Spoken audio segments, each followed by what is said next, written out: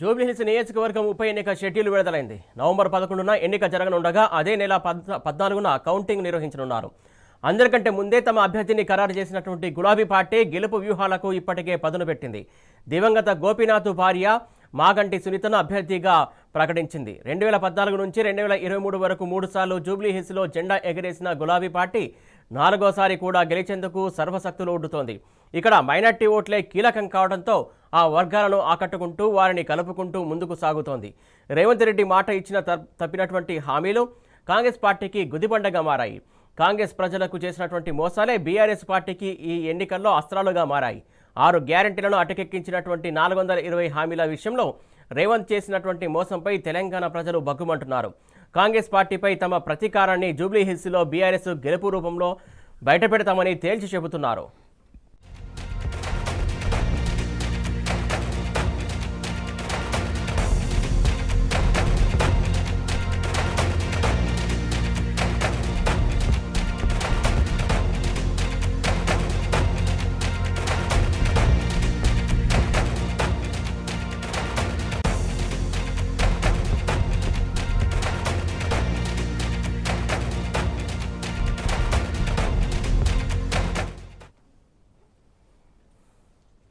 జూబ్లీహిల్స్ నియోజకవర్గానికి సంబంధించిన ఓటర్ల తుది జాబితాను ఈసీ విడుదల చేసింది.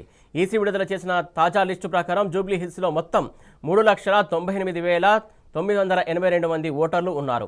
ఇందులో పురుషులు 2,07,382 మంది ఓటర్లు ఉండగా 191,593 మంది మహిళా ఓటర్లు ఉన్నారు. ట్రాన్స్జెండర్ల ఓట్ల సంఖ్య 25 కాగా కొత్తగా నమోదైన ఓటర్లు 6,976 మంది ఉన్నారు. జూబ్లీహిల్స్ నియోజకవర్గంలో ముస్లిం ఓట్లే ఫలితాన్ని ప్రభావితం చేయనున్నాయి. మొత్తం నియోజకవర్గంలో 1,00,000 చిల్లర ఉన్నాయి.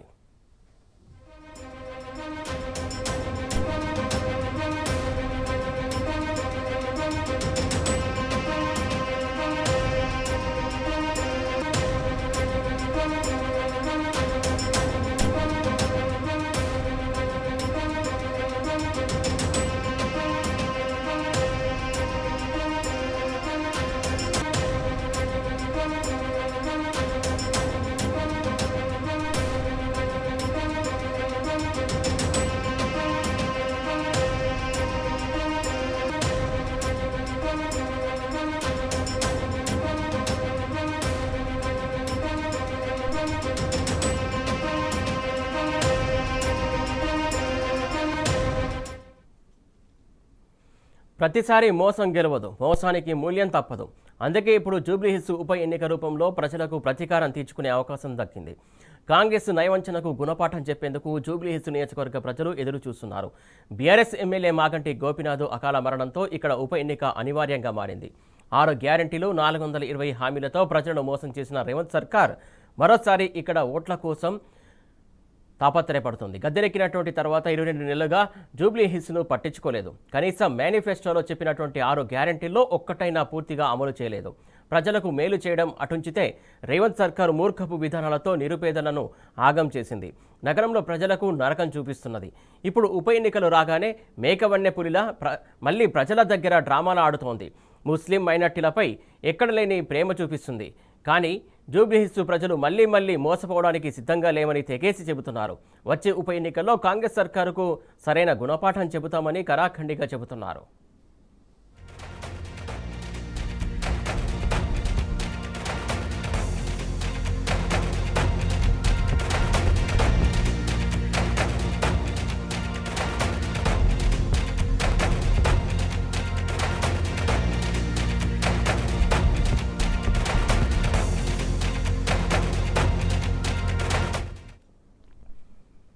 రేవంత్ పాలనలో హైదరాబాద్కు ఒరిగింది శూన్యం. బీఆర్ఎస్ హయాంలో విశ్వనగరంగా ఖ్యాతిగాంచినటువంటి హైదరాబాద్ను ఆగం చేశాడు రేవంత్ రెడ్డి. ఉన్న నగరాన్ని నాశనం చేస్తూ 4th సిటీ పేరుతో నాటకాలకు తెరతీశాడు. హైడ్రా పేరుతో పేద ప్రజల బతుకులను ఛిద్రం చేశాడు. నిరుపేదల ఇళ్లపై బుల్డోజర్ల విధ్వంసకాండను ప్రజలు ఎలా మర్చిపోతారు? రాష్ట్రంలో కాంగ్రెస్ 6 గ్యారంటీల మోసానికి బాధితుడు కాని వారు ఎవరైనా ఉన్నారా? ఇంత దుర్మార్గమైన పాలనను ప్రజలు ఆమోదిస్తారా? అందుకే జూబ్లీహిల్స్ ఉప ఎన్నికల్లో కాంగ్రెస్కు పరాభవం తప్పదని ప్రజలు హెచ్చరిస్తున్నారు.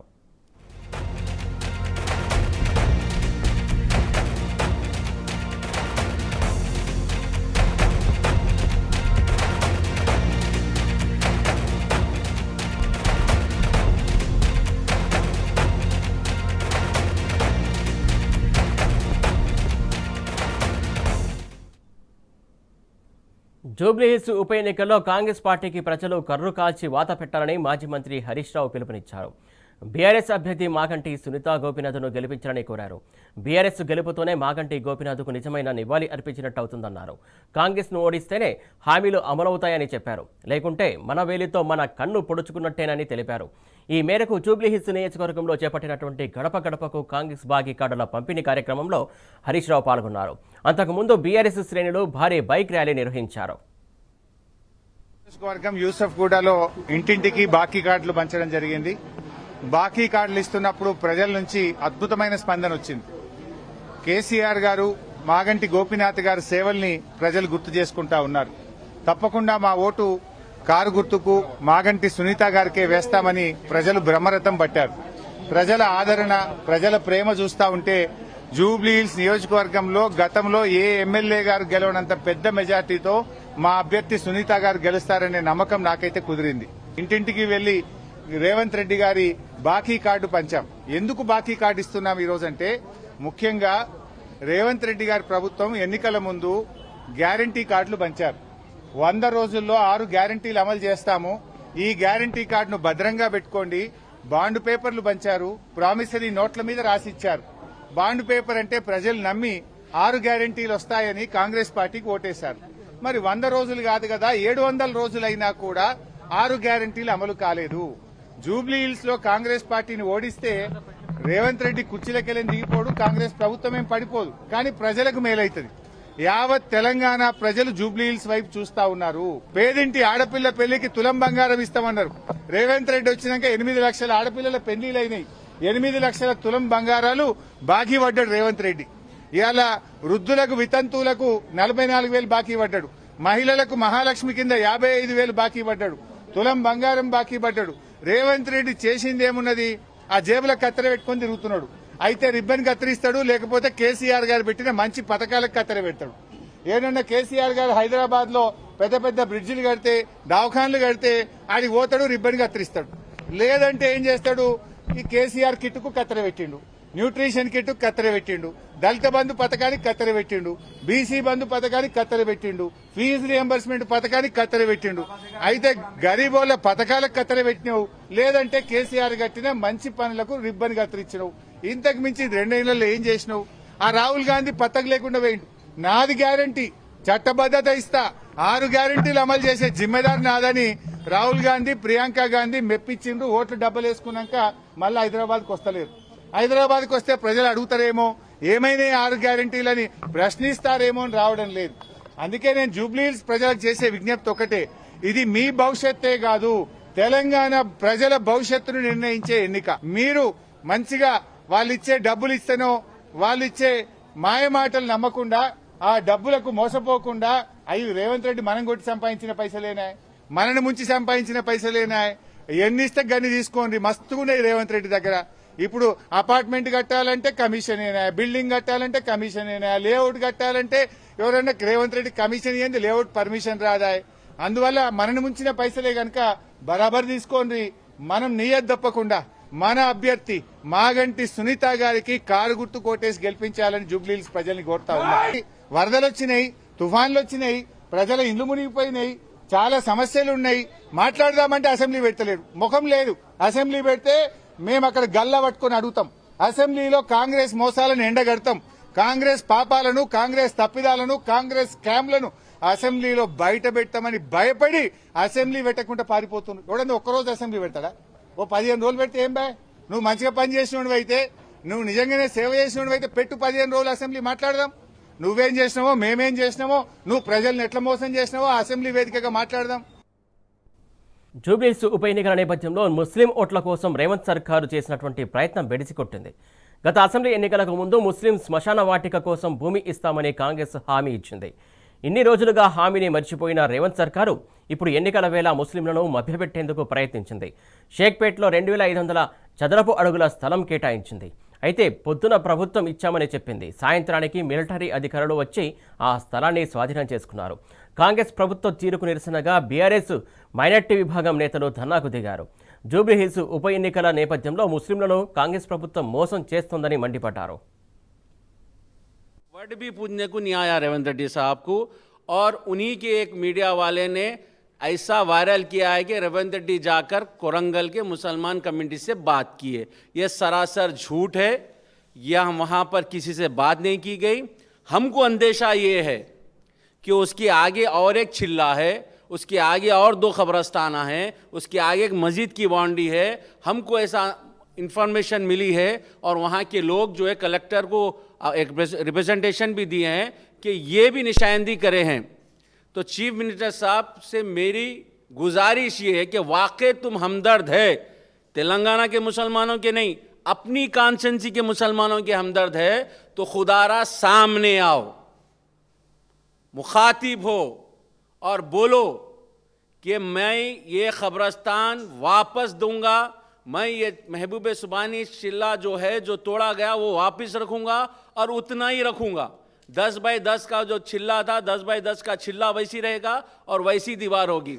अगर से तुम यहां पर हिकमत अमली से इलेक्शन, जुबली हिल्स का इलेक्शन आ रहा, टलाने की वजह से थोड़ा बुला के बिला के हम करेंगे, हम एक्शन लेंगे, बल्कि थोड़ा इलेक्शन जाने तक इंतजार कर रहे हैं, तो ये तुम्हारे लिए बहुत ही इबरत का मिसाल बनेंगी। याद रखो रेवंत रेड्डी, हम तुमको इतना आसानी से छोड़ेंगे नहीं। कि आज तक के फुल टाइम सीओ वक्फ बोर्ड में नहीं है। आज कुछ करीब 20 महीने के ऊपर हो चुका है, लेकिन आज 18 महीने से एक ही बोर्ड मीटिंग 18 महीने पहले हुई थी, फिर आज तक कोई बोर्ड मीटिंग नहीं हुई, ना ही तो उसके कोई प्रोसीडिंग्स दिए गए, ना तो कोई फुल टाइम सीओ वहाँ पे आने को ले रहे हैं लोग, ना तो कोई काम वक्फ बोर्ड का ये लोग करना चाह रहे हैं, ना इमाम मौजम की सैलरी सब तक पेंडिंग है। और इतना तक ये है कि जितने बेवाओं को पेंशन दी जाती है, आज बेवा वहाँ पर आके रो रो कर जा रहे हैं वक्फ बोर्ड पे कि हमारा पेंशन कब देंगे।